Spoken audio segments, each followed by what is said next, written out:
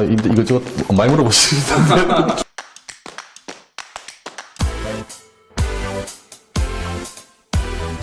네, 프로는 영문 플레이 및 페이션트 리포티드 아웃컴으로 한국어로는 환자 자기 평가 결과입니다.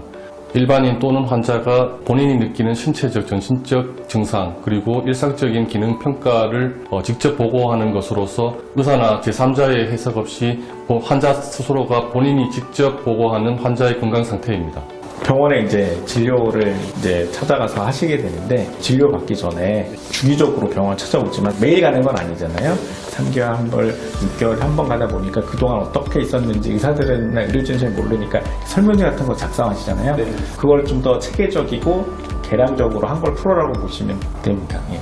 대표적인 예로 질환을 치료하게 될 때 약물을 복용하게 되는데요. 예상하지 못한 그런 부작용이나 기능적 장애를 경험할 수 있게 됩니다. 이때 만약 프로가 수집된다면 조기에 이러한 부작용이나 기능 장애를 발견하게 됨으로써 적절한 치료를 통해 좋은 예류를 가질 수 있는데요. 예를 들면 2017년 세계적인 의학 저널인 자마에서 암 환자에서 항암화학요법 치료하는 경우 프로를 활용하는 것과 그렇지 않은 경우를 비교했을 때 생존 기간에 더 좋은 개선 효과를 보였다는 게 보고된 바 있습니다.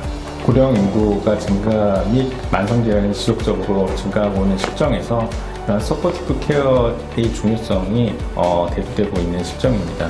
환자 중심의 의료 패러다임의 변화로 인해서 의사인 전문가와 환자 간의 상호작용을 이끌 수 있는 환자가 직접 평가하는 표준화된 그런 평가 지표에 대해서 국제적으로 필요성이 부각되고 있습니다. 국내 환경에 알맞는 프로를 개발할 필요가 있겠습니다. 네, 프로는 앞서 말씀드린 바와 같이 환자가 직접 보고하는 환자의 건강 상태임에 따라서 객관적으로 측정이 힘들다는 전문가들과 의료진들 사이에 선입견이 있었습니다. 이에 대한 선입견을 개선하는 것에 대해서 상당히 애로사항이 있었고, 미국의 FDA라든지 NCI에서 만든 여러 가지 가이드라인이라든지 방침에 따라서 국내 실정을 반영한 국어로 프로에 대한 정의나 개념을 확립하는 데 애로사항이 있었습니다.